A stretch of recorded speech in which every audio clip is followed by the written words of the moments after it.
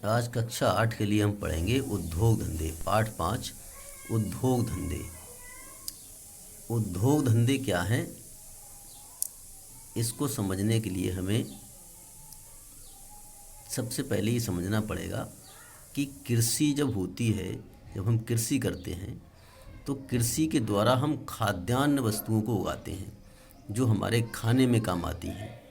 इसके अलावा कुछ हम ऐसी वस्तुओं को भी उगाते हैं जो हमारे खाने में काम नहीं आती है, बल्कि वो उद्योगों में कच्चे माल के रूप में प्रयुक्त होती हैं।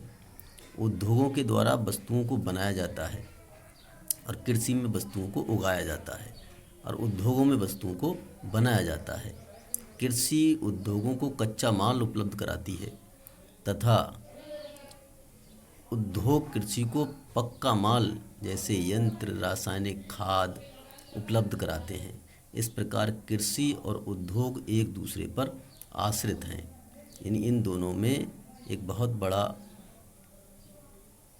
जो है आत्मनिर्भरता है।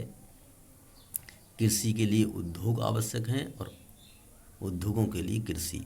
क्योंकि कृषि के लिए उद्योग इसलिए आवश्यक हैं क्योंकि जो यंत्र बनते हैं, दवाइयाँ बनती हैं, रासायनिक बनते हैं, वो सब कृषि में प्रयोग आते हैं और वो बनते कहाँ हैं? उद्योगों में बनते हैं।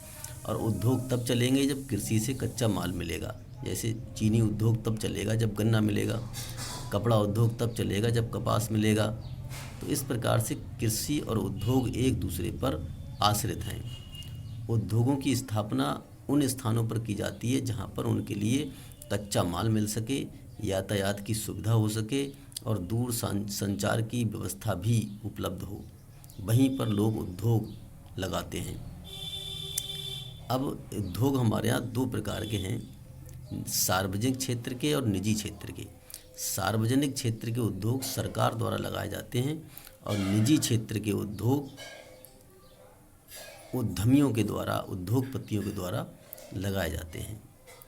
तो कोई भी वस्तु किसी उद्योग के लिए अंतिम उत्पाद है तो किसी के लिए कच्चा माल है। अब हम आपके लिए एक चित्र दिखाते हैं। ये आप चित्र देख रहे हैं। इस चित्र में एक प्राथमिक विद्यालय बना हुआ है। अब हम ये जानेंगे कि प्राथमिक विद्यालय के निर्माण में किन किन चीज़ों का इस्तेमाल हुआ है। सबसे ऊपर सरिया, आप देख रहे हैं सरिया, पत्थर भी लगा है, चूना, ईंट, सीमेंट, मजदूर, फर्नीचर, कपड़े, चाक, यातायात, किताबें, इन सब चीज़ों से ही स्कूल चलता है।